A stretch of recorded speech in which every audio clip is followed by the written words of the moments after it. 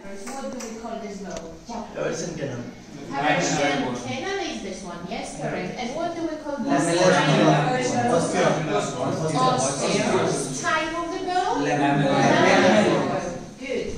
Do you remember what do we have here? Good. And what is there inside? Nerves. Osteoprogenitor are where? Yes. Do you remember what are these cells going for?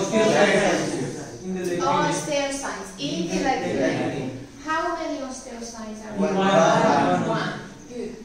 Do you remember what do we call this line here? Cement line. And why we're calling it fibers? That means more stronger. So, now, do you remember how the osteocytes are connected with each other?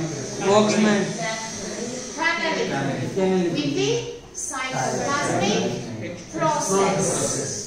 And who can tell me why do we need this very tight communication between the osteocytes? For nourishment and to identify mechanical stress.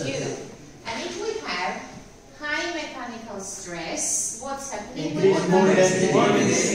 Bone density increases.